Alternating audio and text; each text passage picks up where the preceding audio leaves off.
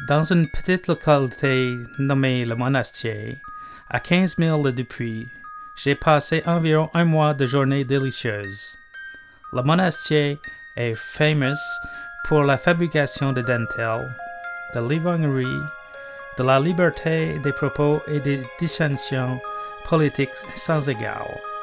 Il y a dans cette bourgade les quatre partis qui divisent la France: légitimistes, orléanistes, impérialistes et républicains.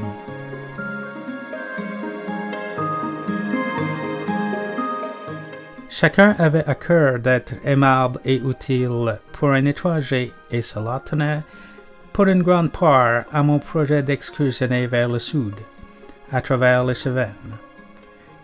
Hop, je suis désolé, mais vous êtes dans mon film, là. Non, sir, vous êtes dans mon roman. Mais quel roman? Celui du voyage avec un âne dans les Cévennes. Mais qui êtes-vous? Robert Louis Stevenson, celui qui a tracé le chemin que vous allez emprunter, sir. Ah, pardon, cela change tout. Si vous le souhaitez, je vous propose que chacun de nous raconte son chemin à sa façon. Cela vous convient-il, sir? Ok, avec plaisir. Si vous le permettez, je vais juste présenter un petit peu le chemin auparavant.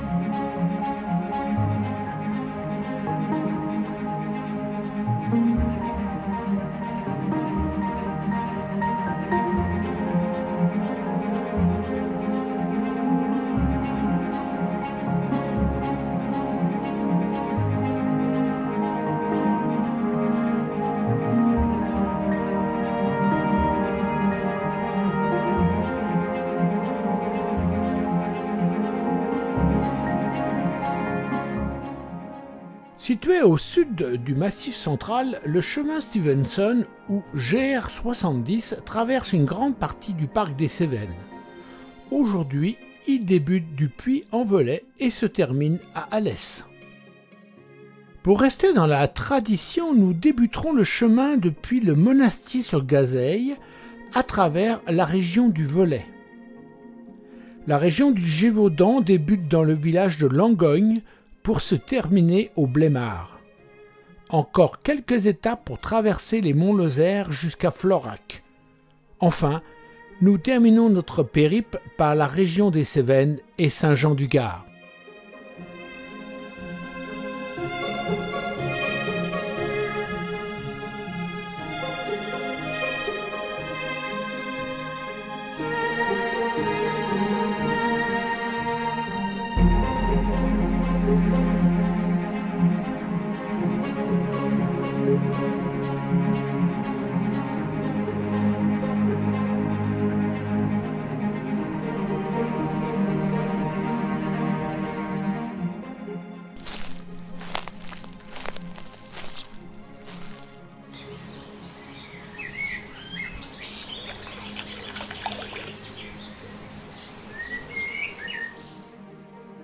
Un touriste de mon genre était alors chose inouïe dans cette région. Chacun était disposé à m'aider dans mes préparatifs. J'étais soutenu par une foule de sympathisants, chacun ayant un cœur à me se rendre utile. Je me fis fabriquer un sleeping bag. Je cherchais également un petit âne. Modestine me fut cédée pour 65 francs et un verre d'eau de vie.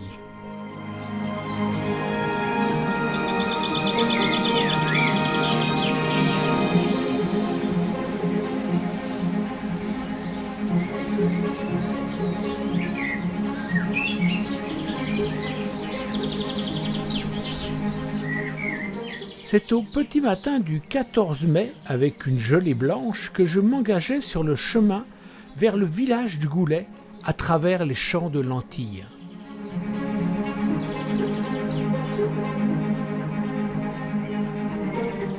Après le village de Saint-Martin de Fugères, le sentier descend fortement vers la Loire et la remontée, elle aussi, est très raide.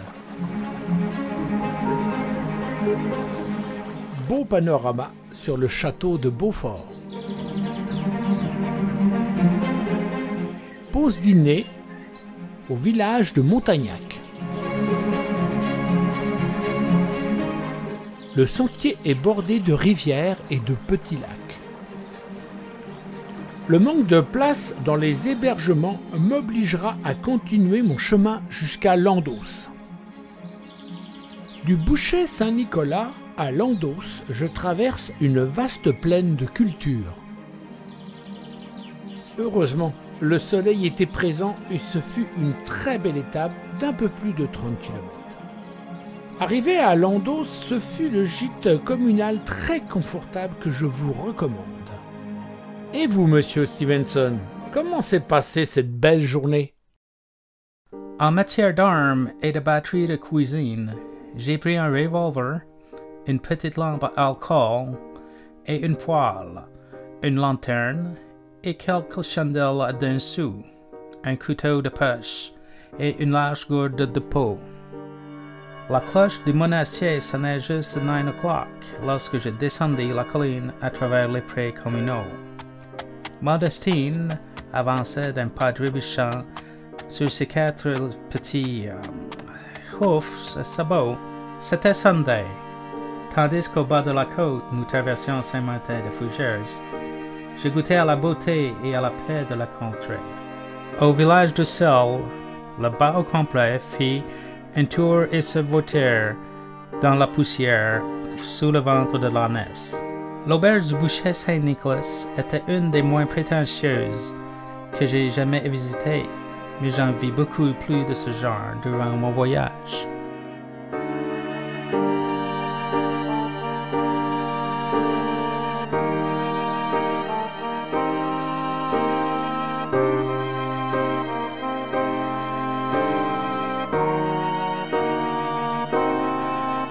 Même si le vent est de la partie ce matin, le soleil est au rendez-vous. Le chemin est bordé de grandes prairies verdoyantes. Je vais quitter la région du Velay pour entrer dans le Haut-Gévaudan et le Vivarais.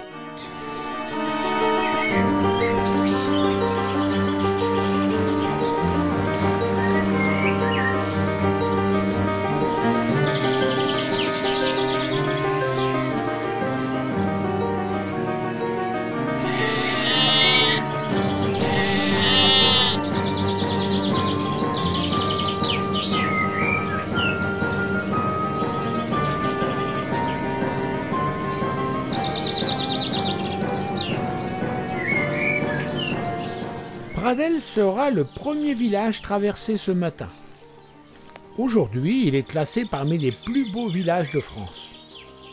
Au Moyen Âge, la bourgade constituait une grande place d'échange pour les commerces du sel, de l'huile, du vin et des autres denrées.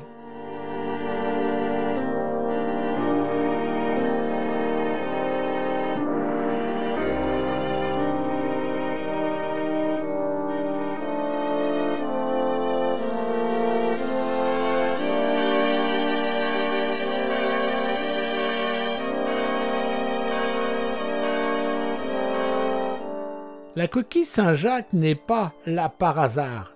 À plusieurs reprises, nous croiserons le chemin de Régordane, une variante des chemins de Compostelle par la voie d'Arles.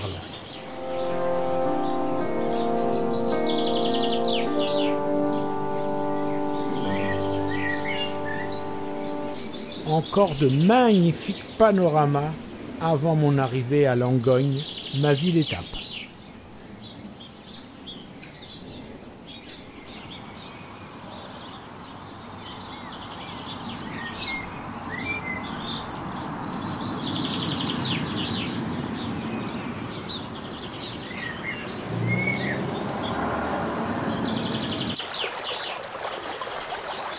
Aujourd'hui, transformée en musée de filature de calcaire, l'industrie de la laine a longtemps été une source de revenus importante pour les habitants de l'ancienne province du Gévaudan.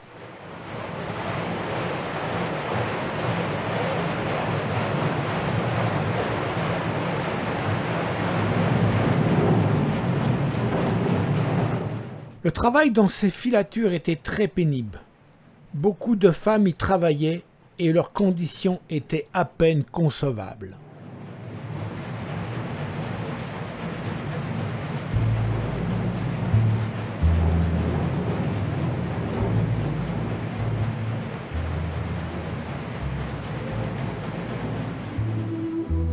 Malheureusement, les machines devenant de plus en plus perfectionnées, beaucoup d'ouvrières perdirent leur emploi.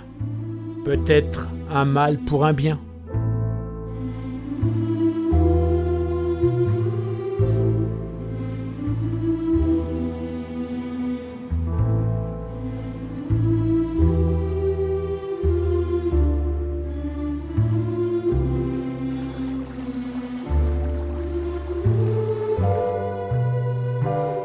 Une chambre douillette et un délicieux souper conception maison, cela termine agréablement la journée.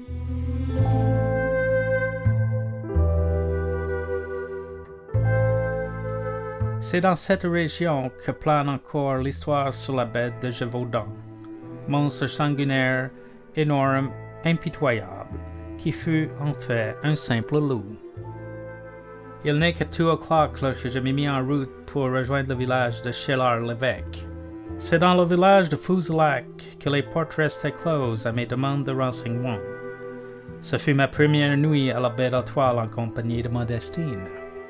Je liais Modestine de manière plus confortable et lui cassai la moitié du peignoir pour son souper, réservant l'autre moitié pour le lendemain. Peu à peu, je sombrais dans le sommeil.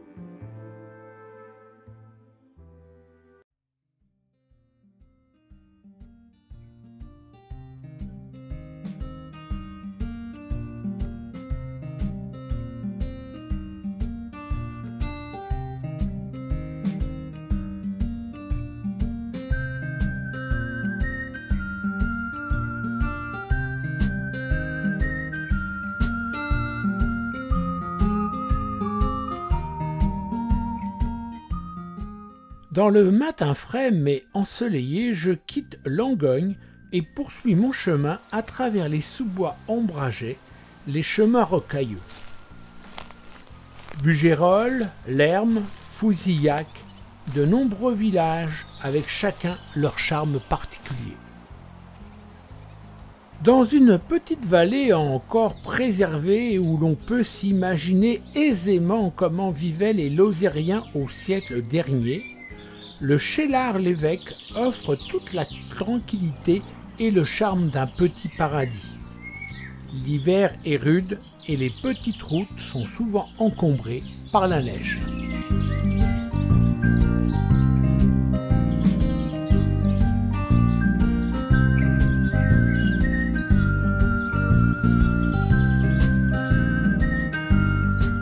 Une longue descente m'attend vers le Luc et son château. Le nom de Luc vient du celtique Lucus, qui signifie bois sacré. Emplacement stratégique sur le chemin de Régordane, le village comme le château ne fut pas épargné ni par la guerre de Cent Ans, ni par celle des religions. En 1878, les villageois transforment le donjon en chapelle et le surmontent d'une imposante statue de la Vierge de 50 quintaux, soit un peu plus de 11 000 livres.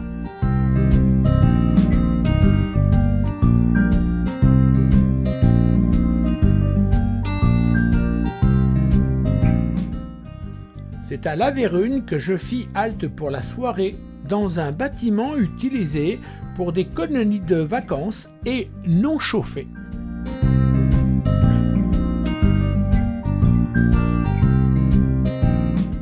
Et vous, cher ami, que pensez-vous de cette étape? Comment peut-on avoir envie de visiter Luc ou le Chélard? Voilà plus que mon esprit fort inventif ne sait imaginer.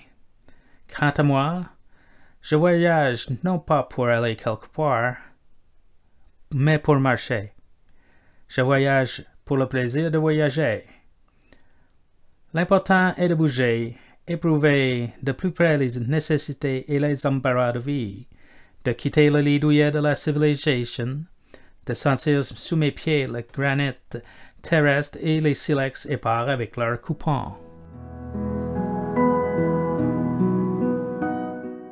Enfin, tout comme vous, my friend, même si le repas fut honorable, je me gelais sur cette paillasse. J'aurais aimé mieux mon sleeping bag.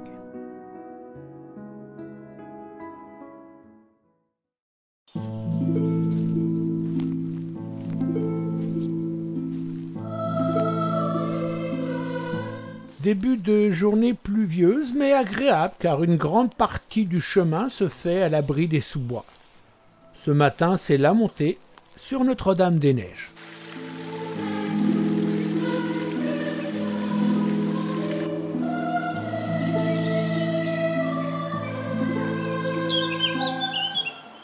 Lorsqu'ils viennent s'établir en 1850, les moines cistériens renouent avec la tradition monastique instaurée 700 ans plus tôt par l'abbaye de Mazan. Ici, ils établissent l'abbaye la plus froide et la plus haute de France, à 1081 mètres d'altitude.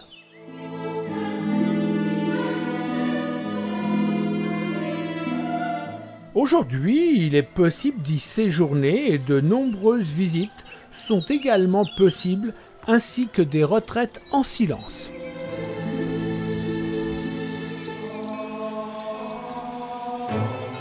La descente vers la Bastide puis l'Oran s'effectue sous une éclaircie, malheureusement de courte durée. Dès la sortie du village, une montée abrupte me conduit sur un plateau très venteux où la neige m'attendait. Au détour de ma route, je découvris enfin le joli village de Chasserades. Ma halte pour ce soir dans un petit hôtel très chaleureux.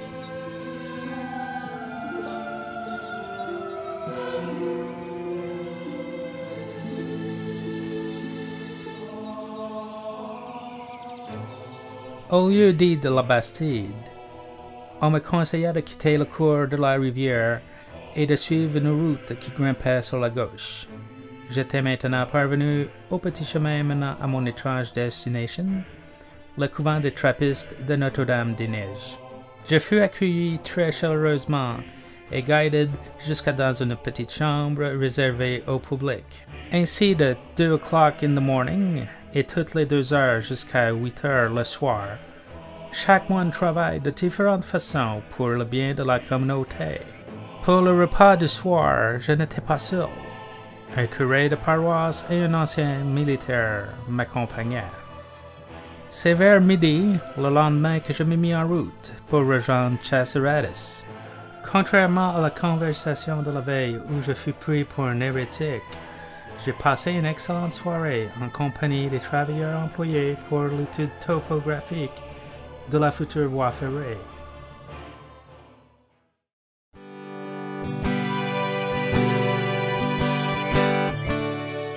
Au viaduc de Mirandole, rencontre avec Modestine, ou plutôt une de ses descendantes.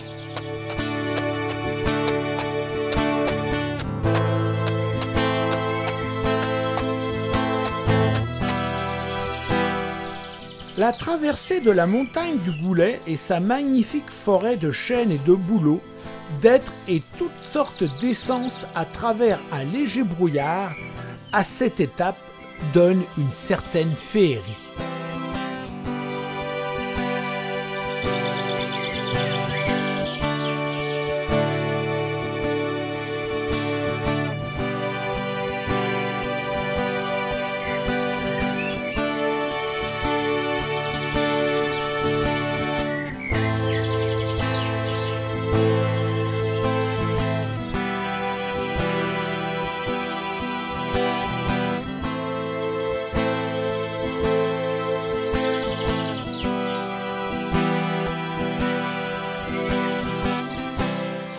Un petit détour par les sources du Lot.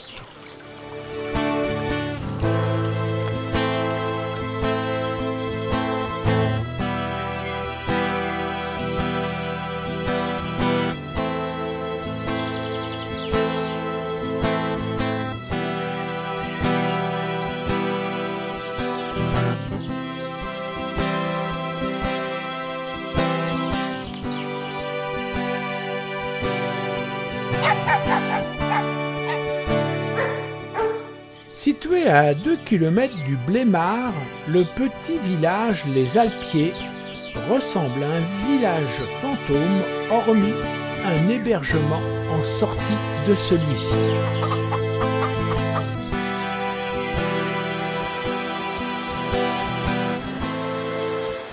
Un grand foyer nous attend dans ce gîte face au mont Lozère que nous aborderons demain. Pour le moment, le temps est très couvert. J'étais bientôt en chemin avec Modestine. La route continua pendant un moment sur le plateau et descendit ensuite à travers un village abrupt dans la vallée du Chassezac. Au sommet du goulet, il n'y avait plus de route à tracer, uniquement des bornes dressées de place en place afin de guider les bouviers. De Blémard, l'après-midi, bien qu'il fût tard déjà, je partis à l'assaut d'un coin de Lozère, un chemin pierreux, mal délimité, guidant ma marche. Aussitôt le coucher du soleil, j'enfonçai ma casquette jusqu'à mes yeux et tomba endormi. Pas très encourageant la météo ce matin.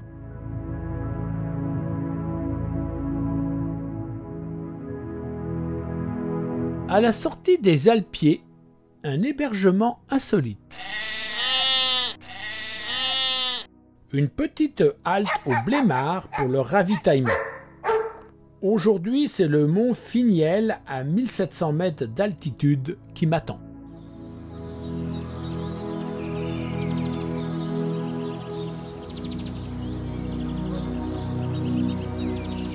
Brouillard, brume, vent et pour terminer un peu de neige. Je n'irai pas jusqu'au mont Finiel car la visibilité est nulle. Je décide de redescendre directement sur le village de Finiel.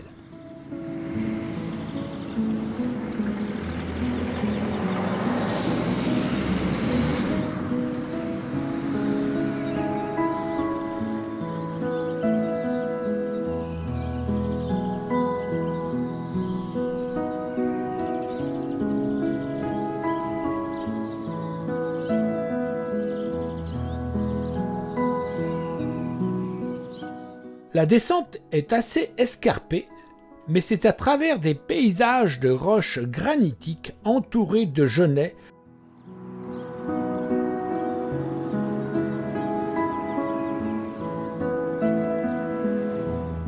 Petite halte dans le village avant de reprendre le chemin pour le pont Montvert, et toujours sous la pluie.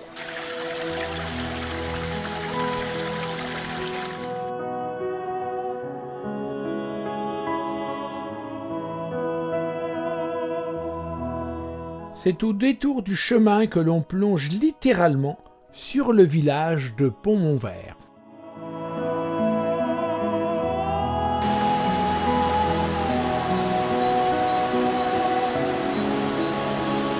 Le village est plus connu pour avoir été le 24 juillet 1702 le point de départ de la guerre des Camisards. Mais je vais laisser la parole à Robert Louis, de religion protestante. Il est plus à même que moi de vous en parler.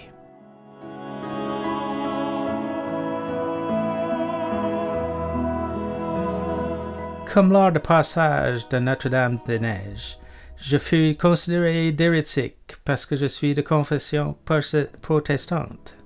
Cette histoire m'affecte donc personnellement. La guerre des Camisards est un soulèvement des paysans protestants dans la Cévennes sous le règne de Louis XIV. Le soulèvement a pour origine la révocation de l'édit de Nantes en l'année 1685 qui provoqua les premiers troubles qui durent jusqu'en 1711. Le roi de communion catholique souhaitait convertir les protestants au catholicisme. Ceux-ci furent persécutés et la révolte prit de l'empereur. Les protestants furent surnommés les Camisards. Après la dure bataille, le chef de rebelles, Jean Cavalier, est autorisé avec ses hommes de quitter la France. Ceci met fin donc à la guerre. Les persécutions prirent fin seulement en 1785 avec l'édit de Versailles dit édit de la tolérance.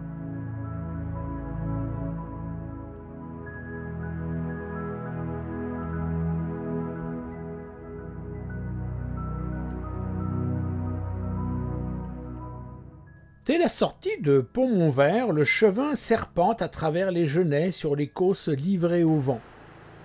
Ce n'est pas encore pour aujourd'hui que j'aurai du soleil. Mais ce léger brouillard mélangé à la couleur jaune des genêts m'ait fait croire à sa venue prochaine.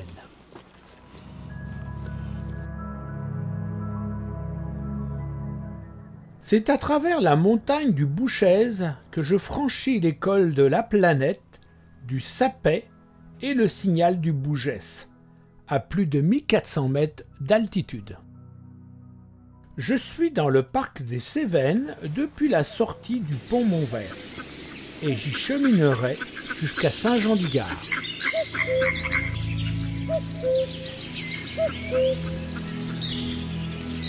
Avant mon arrivée à Florac, je traverse encore de très belles forêts verdoyantes.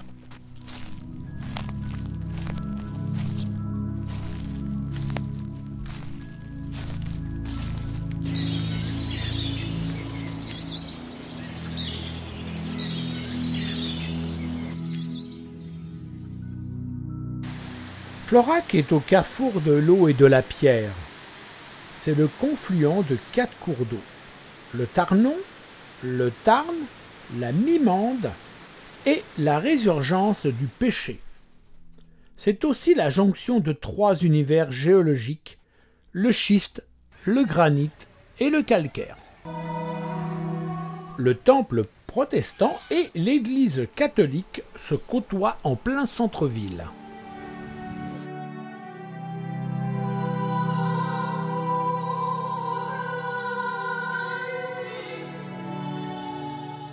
Ville paisible avec des allées de platanes qui me rappellent les villes et villages du sud de la France.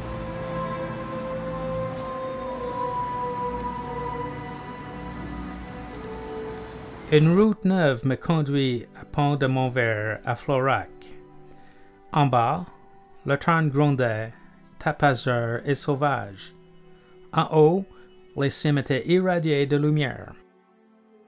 Au café voisin de mon auberge, mon voyage devint le thème de conversation de l'après-midi. Plus tard, le pasteur protestant eut l'amabilité de me rendre visite. Nous passâmes quelques heures d'agréable conversation.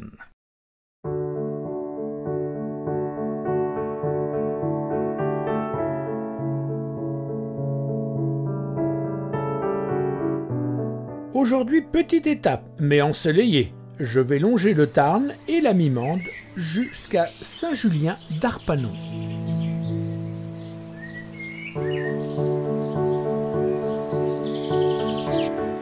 Tout le long de mon parcours est jalonné de sous-bois. Des rencontres avec d'autres randonneurs toujours très agréables.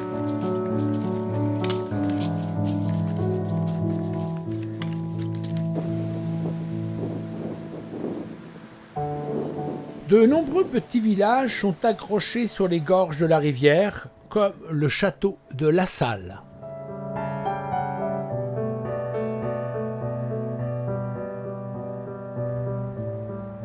Le chemin perd en altitude, les Cévennes étant les derniers contreforts avant les plaines qui rejoignent la Méditerranée.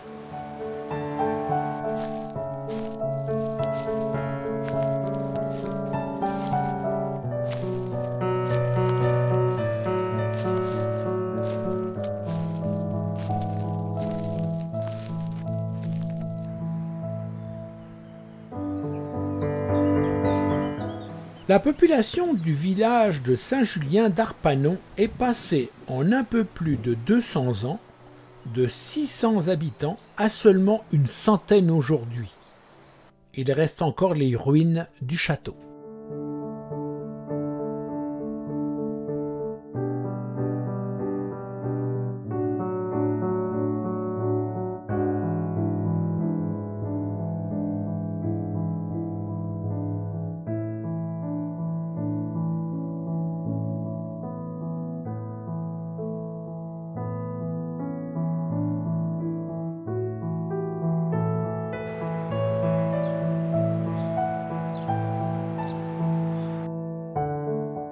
Ce soir, c'est dans une roulotte que je dormirai.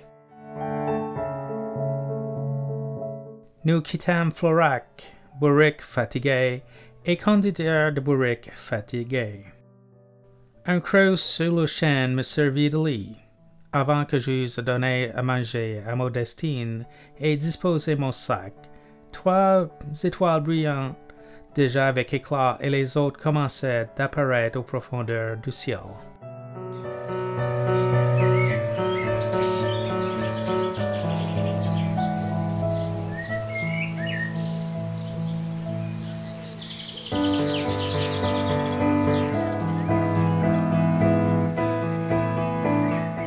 Après quelques tunnels, le chemin m'offre de magnifiques paysages. Des collines escarpées aux vallées sévennelles, tout est splendeur, sérénité et le soleil est au rendez-vous.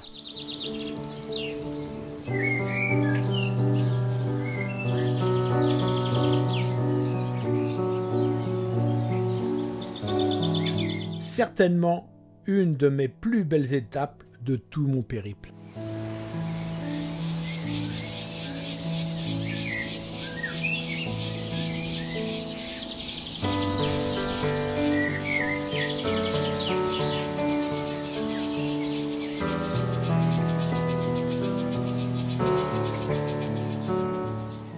Les Cévennes forment une chaîne montagneuse faisant partie du Massif central, situé entre les départements de la Lozère et du Gard, prolongeant au sud les monts du Vivarais, situés en Ardèche et en Haute-Loire, et au nord, les monts de l'Oacaune, de l'Espinousse, situés en partie dans le département de l'Hérault.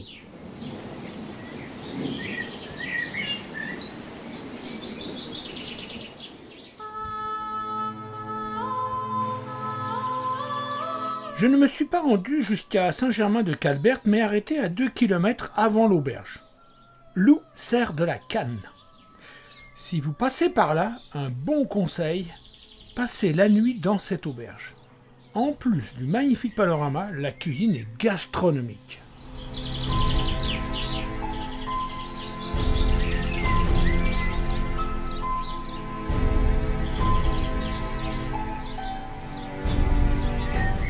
La route passait sous les châtaigniers. J'aperçus bien quelques émeaux. Pourtant, la marche fut très solitaire.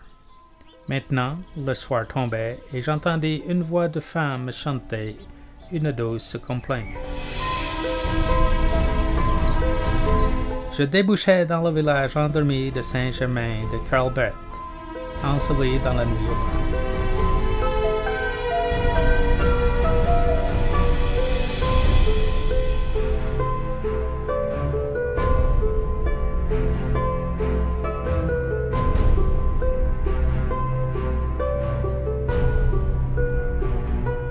La journée ne s'annonçait pas très ensoleillée, mais ce ne fut pas bien long pour que le soleil apparaisse.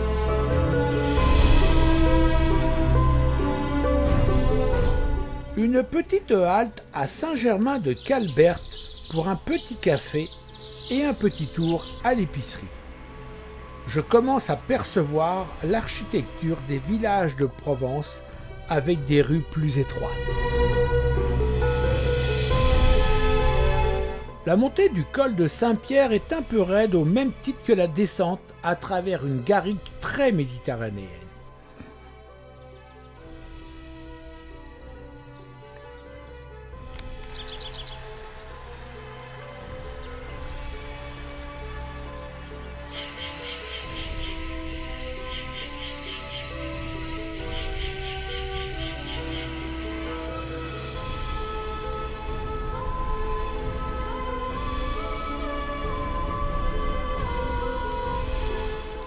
Comme pour la veille, je m'arrête à 4 km avant Saint-Jean-du-Gard, dans une chèvrerie au bord du Gardon. Demain, c'est jour de repos et je pourrai visiter la ville.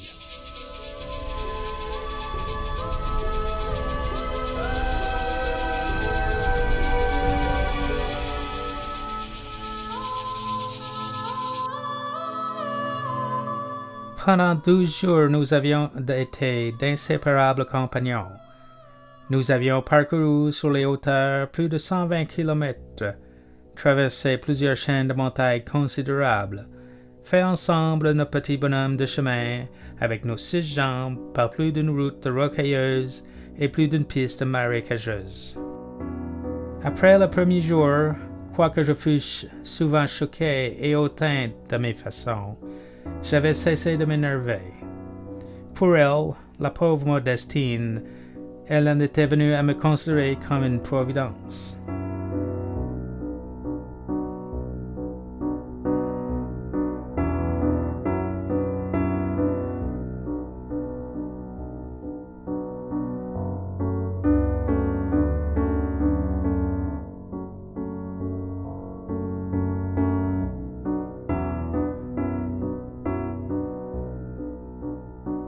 C'est en longeant le Gardon que j'effectue les 4 derniers kilomètres qui me séparent de ma dernière étape, Saint-Jean-du-Gard.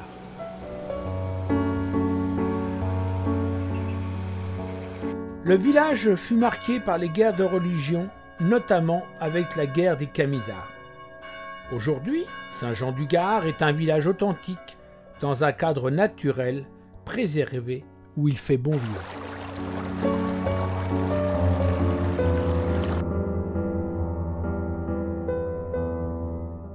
C'est parti pour la visite et tout particulièrement le musée de la Maison Rouge.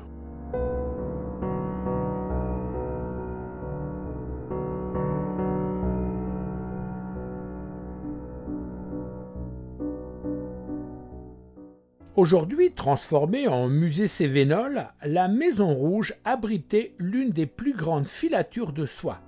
Elle ferma ses portes en 1965. C'est l'histoire Cévenol qui est racontée tout au long de la visite, ainsi que les aspects de la vie rurale.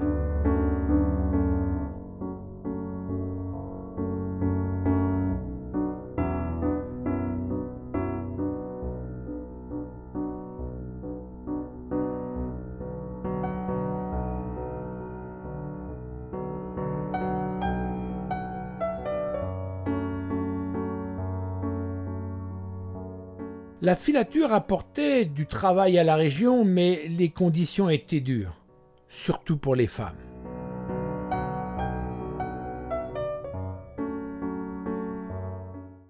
Voici quelques extraits du règlement. Les fileuses doivent obéissance et soumission aux personnes qui les surveillent. Deuxièmement, interdiction d'aller en ville pendant les heures de repos, sauf pour faire des achats indispensables, avec autorisation bien entendu. Troisièmement, extinction des feux à 9 heures. Quatrièmement, l'office est obligatoire le dimanche.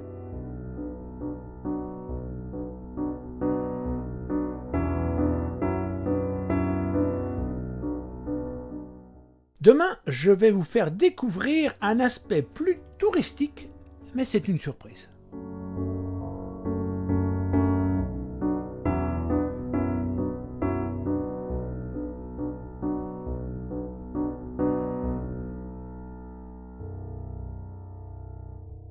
Le père Adam pleura quand il me l'a vendu. Quand je l'ai vendu à mon tour, je fus tenté de faire de même. Et comme je me trouvais seul avec le conducteur du coche et 4 ou 5 braves gens, je n'hésitais pas à céder à mon émotion. Aujourd'hui, plutôt que d'aller à Alès à pied ou en bus, je prends le train à vapeur. Un peu de nostalgie et de fumée. Je plonge un peu plus vers le sud, jusqu'à la petite ville d'Anduze, avec un seul arrêt avant Anduze, c'est la Bambouseraie. Mais nous y reviendrons un peu plus tard. Je prends place dans le dernier wagon ouvert afin de profiter de la vue vers l'avant dans les courbes et découvrir le paysage en arrière. Le trajet ne dure que 40 minutes. Il est possible de faire un aller-retour et revenir à Saint-Jean-du-Gard. Tout comme dans un avion ou un bateau, on a un regard différent sur les paysages et l'environnement.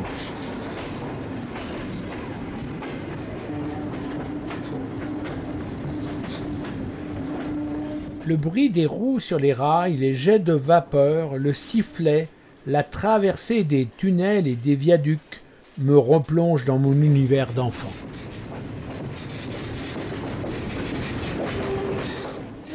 Il fait un temps magnifique. Les maisons, les routes ressemblent à des jouets déposés dans un décor verdoyant.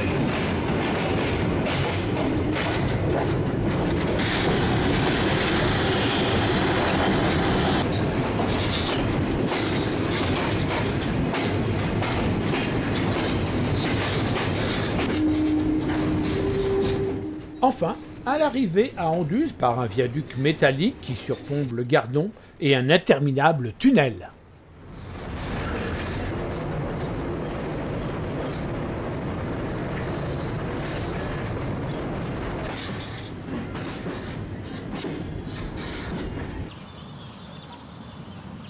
Il me reste 13 km pour rejoindre Alès, mais l'on m'a conseillé de faire une visite à la Bambouseraie. Alors, je vous y invite. Après 2 km de marche, je pénètre dans un environnement verdoyant, calme et qui dégage une sérénité orientale. La Bambouseraie en Cévennes est née de la volonté d'un seul homme, Eugène Mazel. Passionné d'horticulture et de sciences naturelles, il entame ses premières plantations sur le site actuel de la Bambouseraie en 1856, en acclimatant des espèces exotiques venues de Chine, Japon, d'Amérique du Nord et d'Himalaya. Plus de 240 variétés de bambous, érables du Japon, camélia, ginkgo biloba et séquoia.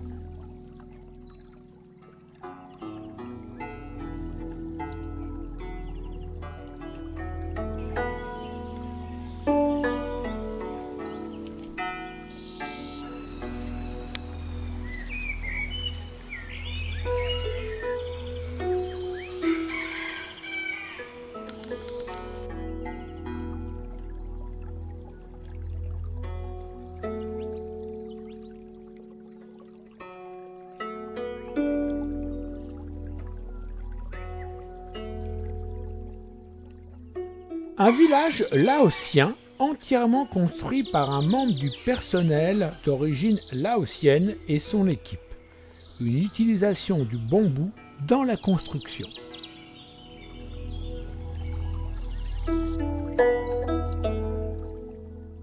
Voilà comment, après 12 étapes et un peu plus de 250 km, je termine mon chemin. Encore une fois, des paysages magnifiques, des rencontres enrichissantes, des partages hors du commun et beaucoup de plaisir à marcher.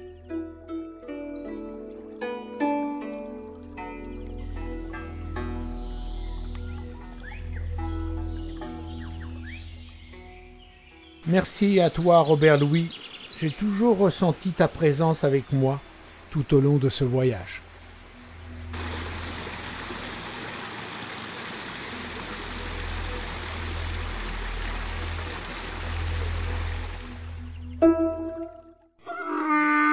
Ah oui, j'oubliais.